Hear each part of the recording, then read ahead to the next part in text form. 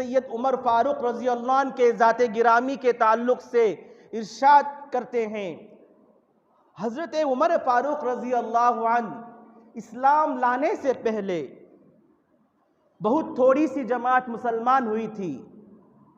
حضرت عمر فاروق رضی اللہ عنہ لوگوں کو جو اس وقت مسلمان ہو گئے تھے ان کو ستانے، ان کو دھمکانے میں کوئی کسر نہ چھوڑی تھی، یہاں تک کہ ایک مشورہ ہوا، ایک کمیٹی قائم ہوئی کہ انہوں نے کہا نعوذ باللہ محمد صلی اللہ علیہ وسلم کو کون قتل کرے گا؟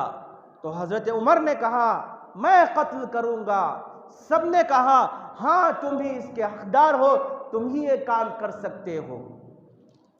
جب مشورہ ہوا، مشورہ ہونے کے بعد حضرت عمر فاروق رضی اللہ عنہ گھر سے نکل کر جا رہے ہیں، راستے میں ایک صاحب ملتے ہیں قبیلہ بنو زہرہ کے، جن کا نام سعد بن ابی وقاص ہے، اور بعضوں نے اور ایک صاحب کا نام لکھا ہے نعیم بن عبداللہ۔ بہرحال جو بھی ہو، جو اصلی روایت ہے جس کو حضرت مولانا شیخ زکریہ رحمۃ اللہ علیہ نے پسندیدہ قرار دیا ہے، وہ سعد بن ابی وقاص رضی اللہ عنہ ہیں۔ تو انہوں نے حضرت عمر سے کہا اے عمر کہاں جا رہے ہو؟ حضرت عمر نے کہا نعوذ باللہ میں تمہارے نبی کو قتل کرنے جا رہا ہوں۔ ایسا لگ رہا ہے سعد تو بھی بے دین ہو گیا، یعنی مسلمان ہو گیا۔ حضرت سعد نے کہا ہاں میں بھی مسلمان ہو گیا، یہ سننا تھا کہ دونوں تلوار لیے اور لڑنے کے لیے تھے۔ حضرت سعد نے کہا اے سعد پہلے جاؤ اپنے گھر کی خبر لو، اپنی بہن کی خبر لو، وہ دونوں مسلمان ہو چکے۔ حضرت عمر رضی اللہ عنہ غصے سے آ رہے ہیں، دوڑے دوڑے گھوڑے پر سوار ہو کر آ رہے ہیں، دروازے پر، بہن کے دروازے پر کھٹکھٹاتے ہیں۔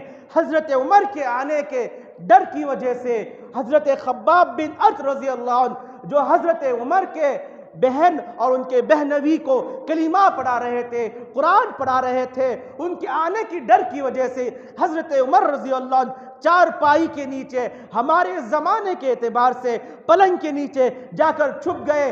حضرت عمر رضی اللہ عنہ بار بار دروازہ کھٹکھٹا رہے ہیں، دستک دے رہے ہیں۔ حضرت عمر رضی اللہ عنہ کی ہمشیرہ جا کر دروازہ کھولتی ہے، جو ہی دروازہ کھولتی ہے حضرت عمر اس طرح بہن کے سر پر مارتے ہیں کہ خون آلود ہو جاتا ہے، سر سے خون ٹپک رہا ہے، اور کہتے ہیں اے ہمشیرہ تو بھی بے دین ہو گئی، تو بھی مسلمان ہو گئی۔ یہ کہہ رہے تھے کہ سامنے اپنے بہنوی نظر آئے، بہنوی سے کہا کیا تم بھی بے دین ہو گئے، ہمارے آبا اجداد کے دین کو چھوڑ دیے؟ انہوں نے کہا اگر دوسرا دین حق ہو، یہ سننا تھا۔ حضرت عمر رضی اللہ عنہ نے ان کے بہنوی کے یہ چہرے پر ایک تماچا مارا اور زمین پر گرا کر خوب مارا۔ بہن نے جا کر چھڑانا چاہا، بہن کے چہرے پر ایک ایسا تماچا مارا کہ بہن بے ہوش ہو کر گر پڑی۔ بہت خوب مارا، یہاں تک کہ مارتے مارتے تھک گئے۔ حضرت عمر کی ہمشیرہ، حضرت عمر کی بہن نے کہا اے عمر ہم مسلمان ہو چکے ہیں، ہم نبی کے ہاتھ پر ایمان لا چکے ہیں، ہمیں پتہ چل چکا ہے کلمہ کا کیا مطلب ہے، نبی کی مجلس میں بیٹھنے سے کیا ثواب ملتا ہے، نبی کی باتیں کرنے سے کیا ایمان تازہ ہوتا ہے، نبی کے اقوال کو دیکھ کر، نبی کے کام کو دیکھ کر ہم مسلمان ہو چکے۔ اگر تو مارنا چاہتا ہے تو ہمارے جسم سے چمڑی نکال دے، تب بھی ہم اس دین سے نہیں پھریں گے۔ حضرت عمر رضی اللہ عنہ بے تحاشا مار رہے ہیں، مارنے کے بعد تھک کر بیٹھ جاتے ہیں۔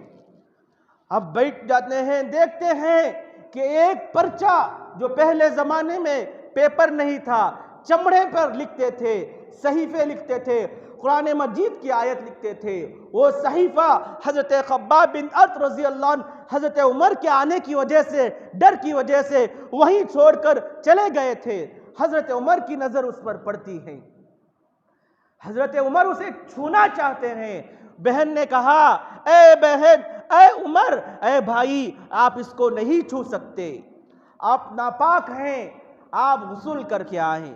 بہت چند کوشش کی، اصرار کیا کہ میں کسی طرح اس کو چھو دوں، لیکن حضرت عمر کی بہن نے کہا پہلے آپ جائیے، غسل کر کے آئیے، بعد میں آپ چھیئے۔ تو حضرت عمر رضی اللہ عنہ جاتے ہیں، غسل کر کر آتے ہیں، جب وہ پرچے کو لیتے ہیں، لے کر پڑھتے ہیں، اس میں یہ آیت لکھی تھی، قرآن مجید کے 16ویں پارے میں سورہ طٰہٰ ہے، اس میں یہ آیت موجود ہے، انی انا اللہ لا الہ الا انا فاعبدنی واقم الصلاۃ لذکری۔ حضرت عمر یہ پڑھتے ہیں، دل کی دنیا بدل جاتی ہے۔ حضرت عمر کہتے ہیں اے بہنا، مجھے نبی کے دربار میں لے چلو، میں بھی مسلمان ہونے کے لیے تیار ہو جاؤں گا۔ یہ کہنا تھا۔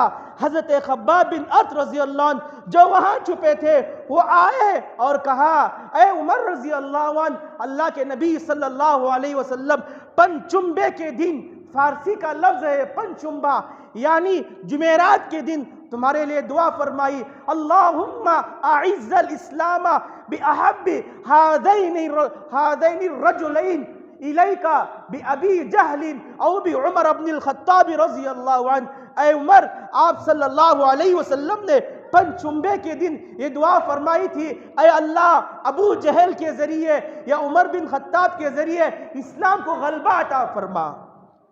جب صبح ہوئی، حضرت عمر رضی اللہ عنہ آپ کی دربار عالی میں آ رہے ہیں، تلوار لے کر آ رہے ہیں، دوسرے صحابہ کھڑ گئے، کہیں ایسا نہ ہو کہ یہ آقا صلی اللہ علیہ وسلم کو کوئی تکلیف دے۔ دوسرے صحابہ تلوار نکال لیے، حضرت عمر آپ صلی اللہ علیہ وسلم کے پاس گئے، حضرت عمر جا کر کلمہ پڑھے، مسلمان ہو گئے۔ اللہ کے نبی صلی اللہ علیہ وسلم جس دن حضرت عمر فاروق رضی اللہ عنہ مسلمان ہوئے، اللہ کے نبی نے انہیں لقب عطا فرمایا فاروق۔